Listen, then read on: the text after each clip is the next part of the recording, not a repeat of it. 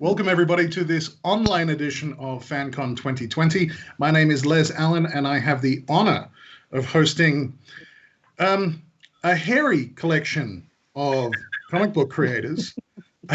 We have Jason Masters, Karl Mosert, Sean Izaakse, and all the way from the East Coast of the United States, Ron Marz. First question, gentlemen. Is a COVID beard required now to be a talent in the industry? I shaved most of mine off the other day, but I shaved too much and I'm growing it back. Just because, I want to look like everyone else. I want to be like that caveman artist look that's so fashionable right now. I think you need to define the word talent first. We're going to use it loosely as a very, very loosely. We all know I slept my way into this business. That's a topical statement. I think we'll get to that a little bit later. Topical, word. Topical ointments. That is true, though. I can't vouch for that. Sean, why are you using ointments? It happens, man. It happens. Don't deny it. At our age, we all need ointments. The purpose of this particular panel is that we're going to be talking about memories of FanCon, what you've all been up to since your times visiting at FanCon as guests. I think I might throw to Ron first. Ron, season 4 of Trump looks to be amazing. How are things over your side? We're hoping for a cancellation very quickly. Most excellent. Yeah, it's since I visited Cape Town, the world, and in particular my part of the world, has gone to hell, hasn't it? And frankly, if it continues that way, I'm going to ask which one of you guys has an extra room, because I don't like the way it's going over here. Well, I mean, clearly you went to Cape Town, and when you left, you entered some sort of portal, and then went to the dark dimension. So it means you just got to come back here and then travel back there again. And you should. That's fine by me, except the traveling back part. I think I'm just going to stay. Yeah, that's fine. I like the theory that's going around that somebody meant to time travel, and they keep trying to fix things, and things just keep getting more and more messed up. That's fair enough. Let's get the murder hornets back. Karl, I'm concerned that your work on Deceased, it's actually going to become a documentary series rather than fiction.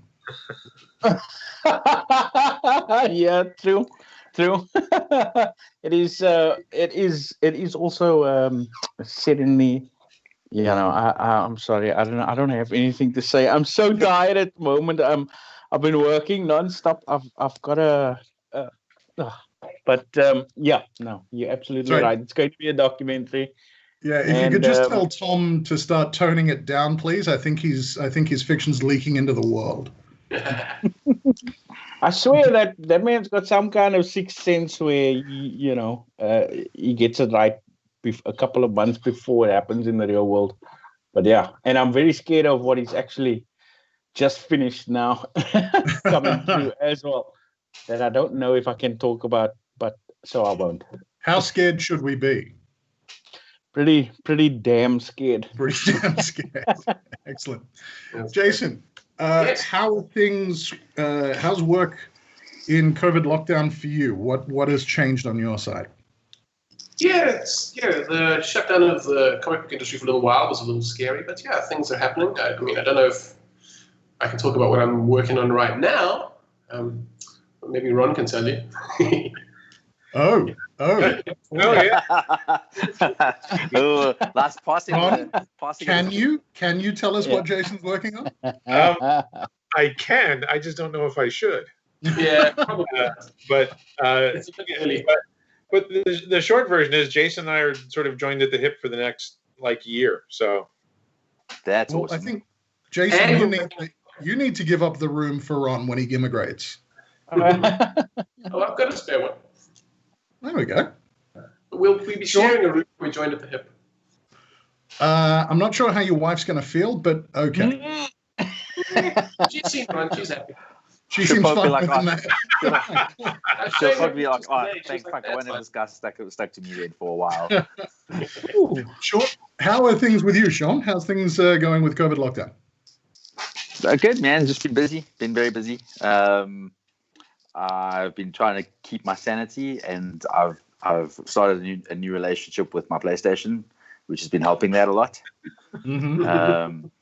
And so I've had to kind of refocus and be like, okay, cool. I need to actually put more hours into my work than into my games now.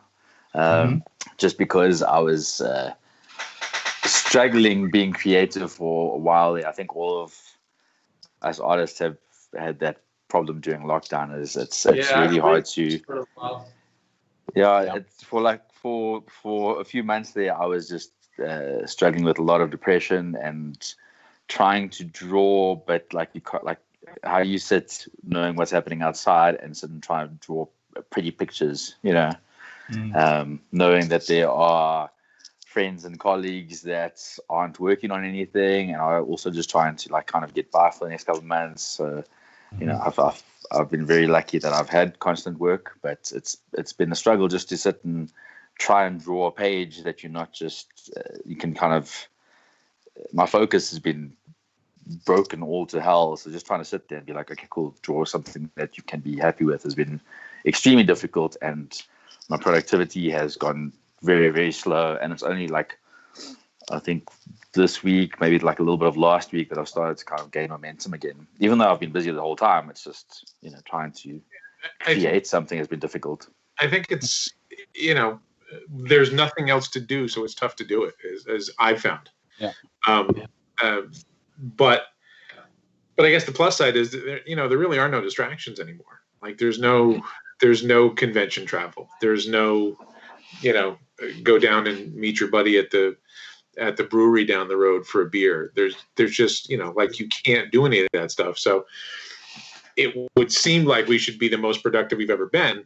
But I think it's just hard to focus because it's such a, at least here, at least in the merry old United States of Trump, it's such a barrage of not just bad news, but horrific news. I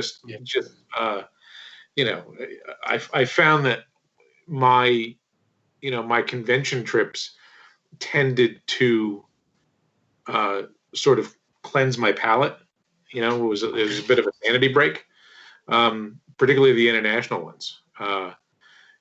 You could just unplug from that for a few days. And whereas when you're here and there's nothing else and you're online and you're trying to get your work done and it's just a constant, it's not even a daily barrage. It's like there's something new and horrific every 2 hours. And it's just really hard to pull your head out of that.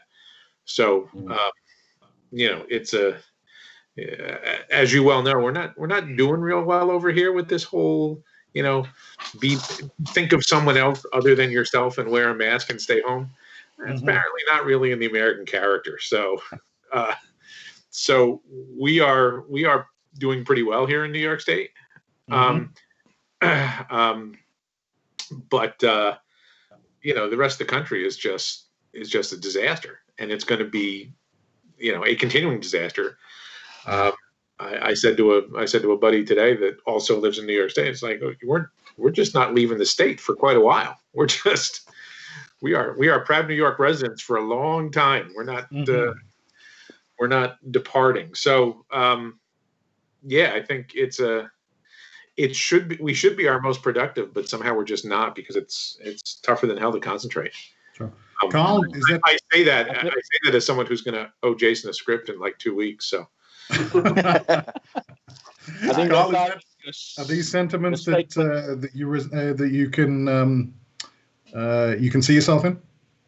Look, I I think I was the only one having worked on Deceased, finding it easier to work in this kind of pandemic because of the context of that comic.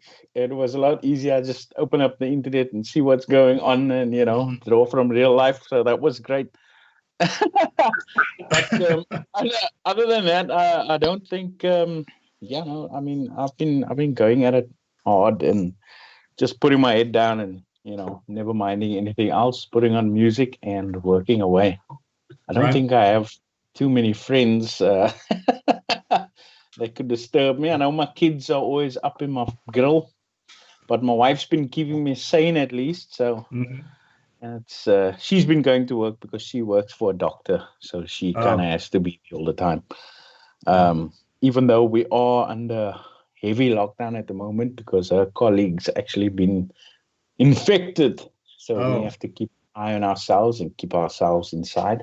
But her doctor says it's nothing too serious. That's scary news, but I'm sure everybody would wish you all the best to make sure that your wife stays safe and well. Yeah, no, we're almost out of the woods now without anybody having any kind of symptoms, so that's quite good. Excellent. That's excellent news. I think in some ways this whole thing has made life simpler. There are far fewer choices to make. Yeah. You're not deciding where you're going to go out for dinner. You're not deciding, which trip you're going to take. Like, all of those decisions have been made for you. So the most complicated decision is, what pair of tracksuit pants am I going to work in today? Oh, dude, don't even.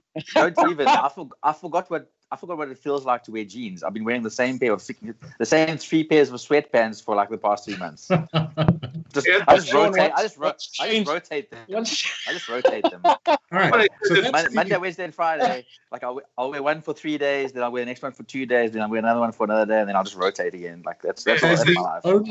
As the only non-married guy, Sean, I want to check: is that the same for all the other gentlemen? Are your wives stepping in and helping make sure that the clothing is rotating correctly? Yeah, basically, you don't want to embarrass yourself. Your wife has to live with you, so you have to kind of maintain some sort of equilibrium. Yeah, definitely. I think when a wife comes up to you and doesn't want to give you a hug and says you stink, that's the time you go through that. Yeah, that's the time to get in the shower. No, I mean, that's why I'm wearing a beanie, because my hair is just like I haven't had a haircut. Like it's just all over. So I'm like, every time I'm doing an interview or something, I'm like, cap or beanie. That's it. Yeah. And Ron? I'm glad we were doing this today, because it was like, oh shit, I got to go take a shower. It's Wednesday. have to look nice for those nice South African gentlemen. Well, we've been Ron, we've been seeing the photos that you post on Twitter of your daily walks. So with the facial hair, are you going full Grizzly Adams or? No, this is pretty. I mean, this is sort of trimmed down as much as I can, because it got to pandemic itchy stage a while ago. I actually made it past that. So this is just actually the woman that cuts my hair and can now cut my hair again, because we're in New York State. We're coming out of all this stuff a little bit. She's like, oh yeah, you got to keep that. That's that's a keeper. Okay. So, but we are in the midst of summer, so it is a little warmer than I'm used to with it. But I got nothing else to do, so sit home and grow a beard. Nice. Yeah, this is the playoff beard for I know ice hockey is a huge thing in South Africa, I'm sure. So you guys are totally familiar with the whole hockey beard playoff concept, right? Yeah. You don't shave until you lose. This is one of the premises for these meetings is to share amazing memories about times with FanCon. So I'm going to throw it to Jason first. Jason, what are some of your fondest memories of FanCon in Cape Town? It was probably the first one, actually. Getting to meet Jason and Aaron was great fun, and just hanging with Sean and a couple of other comic buddies. Karl and I hadn't actually met yet. So we didn't even get to hang out, but it was just so nice to have everybody who was just interested in comics at the very first FanCon, just hanging together and talking about comics and talking about art and showing us stuff. Got to meet Jamie McKelvey and a bunch of other guys. It was really a good time. Mm-hmm. Sure.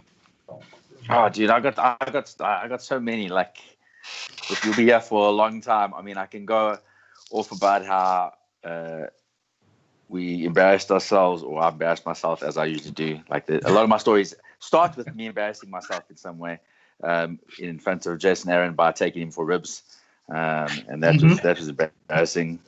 That was fun. Yeah, that was okay. Karl, I just usually avoid when I get to Cape Town, but now I'm gonna have to actually talk to him now that he's in comics. What else? Let's see. There's obviously like the celebrity memories, being on panels with Jamie McKelvey, obviously, and guys like that. Then there's the fan ones. I mean, like, okay, we're talking about celebrity ones. I think my favorite memory right now is Jason, our buddy Ryan, and Sam Humphries all trying to get me wasted at a bar last year, and me sneaking away from these guys and sitting in the corner with a jug of water, busy drinking it while they're getting completely wasted, and then me being the adult getting everybody freaking back to their hotel safely and being like, "Hey guys, how's it going?" And everybody's just holding on to something to keep upright, and I was like, "Okay, cool, I'm gonna get you guys all home now. This backfired badly." So that was awesome. Sam was a great dude as well. That's when we invented your cocktail. Beer with tequila in. Yeah, geez, these folks, I'm like, I just want a beer. And they're like, no, but you must need another drink. And I'm like, I just want a beer. And then they're like, here's your beer, and I'll drink it. And I'm like, no, there's something freaking up here. And these just to confirm, Jason, this was a tequila-loaded beer. Is this correct? Maybe. Yeah, they kept on trying to give me beers with freaking shots of tequila that they'd tip up and poured it in there, and I was like, no, I wasn't going for that. Sean made the mistake of saying he doesn't like tequila. I'm not really sure what your complaint is here. Yeah. I mean, obviously, one of my favorite memories is the first time I met Ron, because me and Ron had talked on the internet, like online, many times, and so he was coming through to FanCon, and I was like, he's probably not even gonna know who I am, what I look like, and I walked to his table to just say hi, and I'm like, hey, Ron, and he literally just ran around the table and gave me a hug, and I was just like, oh my god, this is crazy, and it was awesome. Like I'll never forget that for as long as I live.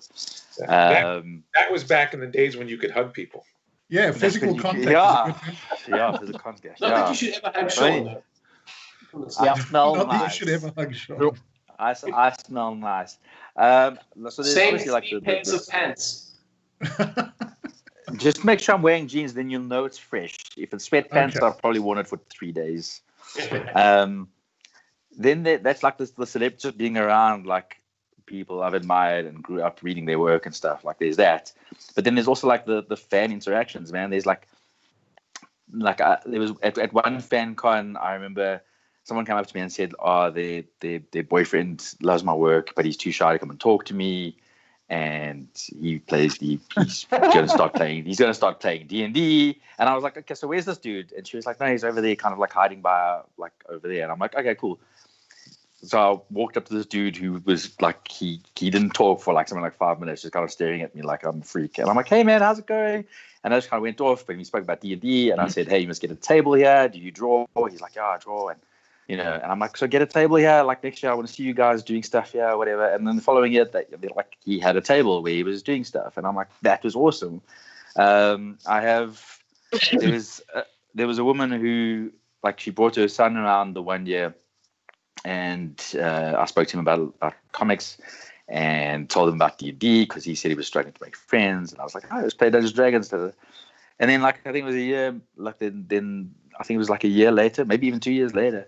His mom came past. It was him and like a couple of his friends, and like he just started talking to me, and I was like, he's like, we started playing D&D like last week, and I'm like, oh, that's cool. What are you playing? And we got into this big conversation about it, and telling me about he was telling me what he was playing for. He was planning for the characters and telling me character histories and that. And then when they walked off, his mom kind of came back to me and was like, listen, I just want to say thank you. He doesn't talk to people like that. He's such an introvert. He's got his like little group of friends, but he doesn't talk to people like that. And she said it's because like when I talk to kids, I talk to them like people. I don't talk to them as children. And like I show them like a level of respect they don't really see from other people and stuff. So like she just was loving watching the interaction and stuff. And it's like things like that, or things where like this one woman. This is also a really cool memory, is where a woman and her 16-year-old daughter came over to the table. And her daughter wanted to, she loved like Black Widow, and she loved the Avengers movies, and she wanted to start getting into the comics. And she walked into Reader's Den, and was just so overwhelmed when someone asked her, how can I help you and stuff, that she like left because she suffers from like serious social anxiety and stuff. And I just spent like a few minutes just kind of being like, okay, cool, here's a bunch of books. I'm going to write down this list of books, the names, the volumes, the artists, the writers and stuff. And then what you do is you go into the store, you just hand the paper to the guy at the counter. You don't have to say anything and just say, that's what you want. So I sat there and I wrote out these lists of like Batgirl, the different Black Widow volumes, the Unstoppable Wasp, like all those type of things, Miss Marvel. And I gave that to her, and then I gave her like a book. I said, yeah, just take it for like, if this is your first comic book, I want you to have it. And I gave her like the trade paperback of Uncanny Avengers, like stuff like that. Like I will never forget those. Like all those interactions are like ingrained in my mind forever. I mean, they're like it's so there's me just kind of trying to keep my cool around people, the star-studded people that arrive at the con. And in the meantime, inside, I'm like a child just kind of screaming, being like, oh my God, he's talking to me. Oh my God, he created Kyle Rayner. I remember freaking out over those comics, and he's talking to me. Oh, he touched me. Oh my God, I'm never going to clean myself again. And then there's the times when I'm like, I like people look at me like that, and I just want to like, it's not about me. It's not, no. There's no touching unless it's asked for. Consent is important. But that's exactly. And it's just being there and having people like look at me almost in that way, and I'm just like, I would rather make. I mean, that's why my friends at the table usually shout at me and being like, "Listen, you're taking too long," is because people come to my table and then I have interactions with them instead of just being like, "Okay, cool, here's a comic, move along. Here's a comic, move along," and just making a quick buck. I'd rather have a chat, make a memory that they'll keep forever. You know what I mean? And I'd rather be the guy that gives them their first comic book than me making $100 off of it, I will now throw to Karl. So, Karl, Sean said that he avoids you at Comic-Cons. So I'm suspecting that your wife's comment earlier may not be COVID-related. No, Sean's always wanted to touch me at these conventions. Consent is important. He loves me. No, I'm actually out here. Yeah. Carl will always have those times we used to sit together at Comics Fest, trying to pimp our little mini comic books there. Yeah, I remember those. Yeah, and also I was going to talk about, I'm actually the odd one out here. I think I was at the first FanCon, and then I skipped the next one or two. I know you guys were there because I met Jason last year for the first time, actually. Yeah. And Jason was actually the guy who took my work to Ben Abernathy from DC. And that's even before I met him. So I owe you a beer, my man, with a tequila. Oh, dude, it's easy. All I had to do was shoot him, and he was like, ooh, lovely. We'll leave Sean in his room or hotel room or whatever. But just like Sean was saying, it's all the little things that you remember, especially about meeting all these fans and people who come up to you and say, and this is the first, or is this the second year I'm in international comics? Because I've always been doing very local, my own stuff with a couple of guys here, and trying to sell that by ourselves. And about 2 years ago, I was just like, nah, I'm done with this. Need to get into the international market, and that's when I sent things to Jason. But even drawing things that people don't know, and going to those conventions, and people seeing how you draw and asking you all these different questions about how you started, or what to do to draw certain ways and things like that.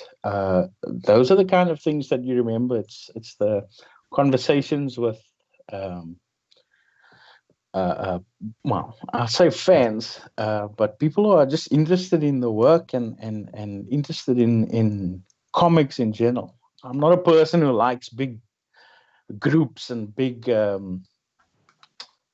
conventions and things like that. But because it's comics is something that I love and something I've grown up with, that's very near and dear to my heart. Obviously, I have to be there, and obviously, just talking about that to the fans and things like that. Those are the things that you definitely remember. And then obviously how lightweight Sean is when he has a beer in him. But we won't talk about that. I'm a cheap date, man. I'm a very cheap date. Ron, without leading the witness, how amazing is FanCon and your trips to South Africa?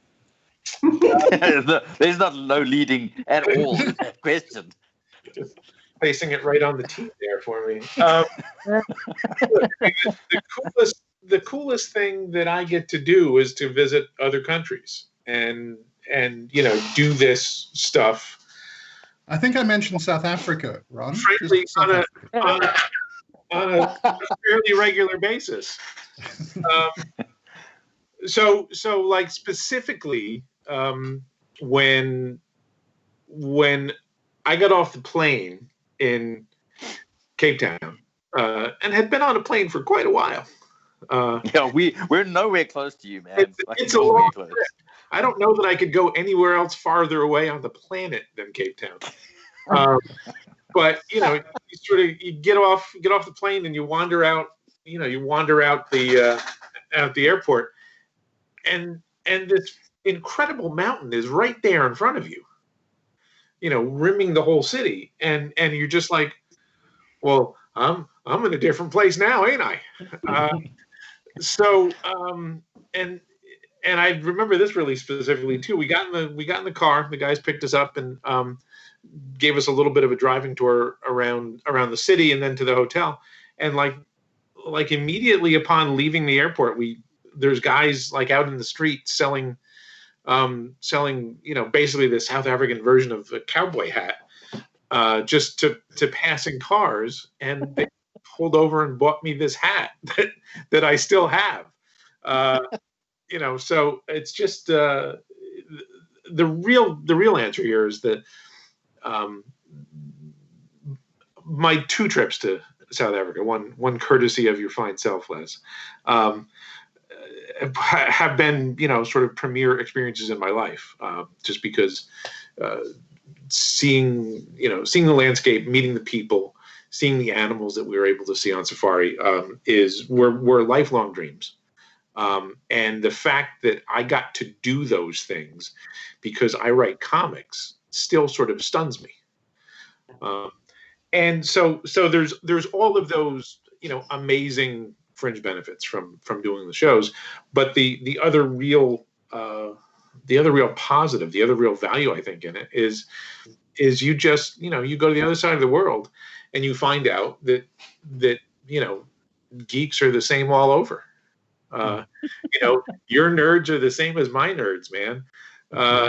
And it's such a wonderful sense of community with people that you have never met before, and maybe don't even know your work, have no idea what you've done, but are just interested because they're into the same stuff. To me, that's been a repeating occurrence wherever I go,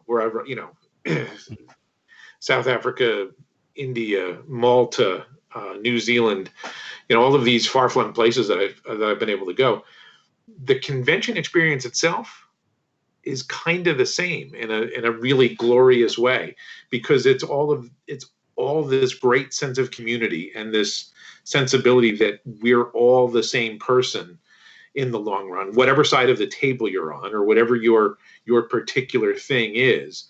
The fandom and the dedication to that, whether it's comics or cosplay or science fiction or anime, whatever the thing is, everybody sort of carries that in their heart, no matter where you are on the planet. And I think that's been one of the more difficult things with the pandemic, is that sense of community that certainly I got on a pretty regular basis from doing shows both here in the U.S. and internationally. That sense of community that is really important to what we do, I think, because, well, as we do now, we all sit in a room by ourselves and do this thing, right? That's the general existence that we have. And once in a while we get to go out and hang out with everybody else. But generally you're in a room by yourself doing what you do for 8 or 10 or 12 or more hours a day. So that sense of community that you get going to a convention is such a breath of fresh air. It's such a splendid opportunity to both hang out with your colleagues, like Sean and I did in Baltimore last year when he came over. All the crab meat, all the crab you could eat in Baltimore. All the crab meat you could eat. I recall all the Scotch whiskey that you could drink too. You're welcome, gents. We are getting close to wrapping up time. So I apologize, Ron, for cutting you short there. We are close to wrapping up. So what I would like to do is afford each of you 30 seconds to give one final message out to people. Maybe a message of support, maybe a message of hope. Any message. The platform is yours for 30 seconds. Jason, what would you like to say? Wear a mask. There you go. Care about yourself. Wear a mask and be out there and look after yourselves and look after each other, man. Yeah. Comics isn't going anywhere, and we're going to keep making them, and people are going to keep reading them. And yeah, I've had whole entire friendships based on the fact that we like comics. Sean and I met because we both like comics, and it turned into one of my best friendships that I've got. And all you have to do is find word G. Just go out there and be kind, man. That's it. Mm-hmm. Cool. Thank you, Karl. I think I would reciprocate that message. Wear a mask. Do what people tell you to do. Those in the know. Be understanding. Be courteous, and people are. And for the comic community, especially, it's not. We're not going anywhere. Comic books are here to stay. They are possibly the best medium to tell stories, and we're going to keep telling stories for however long we can. So, amen. Please tell Mr. Taylor to tone it down, please. Oh, my man, I've been in tears, and last thing, before the third issue went out, and I was the only person in the world who knew that story, and everybody else didn't know that, and I had to hold it in. And anyways, I know that feeling when Conan showed up in the Marvel Universe. I had that, dude, for like a year. I had to freaking not say anything to anyone. That killed me. I feel you. Sean, 30 seconds. What message do you have to share? If you don't know what to do, go and sit and rewatch every movie in the every Marvel Universe movie from the beginning again. It'll keep you busy for a little while. I'm going to start this week because I need some stuff to do. But just don't be selfish, man. Think about your fellow man. Think about the fact that they're also struggling. As hard as it is for you, it's hard for your freaking neighbor next door as well. Just think for once in your life, everybody just think about someone else and know that whatever you do is going to affect them. Protecting them is protecting yourself. And be a hero, man. You read comics about these heroes, now's your chance. You get to wear a mask. You get to wear a freaking mask, man. And it's cool. Excellent. And Ron, I wish I had more time to ask you about the shirt and any news around that particular topic, but what would be your final message? Look, we are together in our solitude. He's such a writer. He's such a writer. Thing, man. We are all through it in one way, shape, or form. Yeah. And we will get through it. Whether we'll get through it for better or for worse, depending on how we act, on how we pay attention to what we're supposed to be doing, how we distance and how we wear our masks and all of that stuff. So let's err on the side of caution and get through this sooner rather than later. But we will get through this. I know sometimes it doesn't seem like it, but this is not an endless morass. It's a temporary situation, even though it seems kind of endless right now. And the more we pay attention to each other and pay attention to what medical experts are telling us, the sooner we can get through this, and the sooner we can get back to actually being in the same spot. The sooner we can get back to, getting on a plane for 36 hours and winding up on the other side of the country or the other side of the world. I didn't have quite any sense of how much I missed all that. You don't know what you've got until it gets taken away. And certainly we've had a lot taken away right now. So let's get back to where we can do those things sooner rather than later. Gentlemen, thank you very much. Jason Masters, Karl Mosert, Sean Izaakse, and Ron Marz. Thank you for your time. For everybody else watching, please enjoy the rest of FanCon 2020 online. I think it's #CelebrateFanCon2020. Yeah, wash your hands, wear a mask, stay safe, and let's all get through this together. Thanks very much, everybody. Cool beans.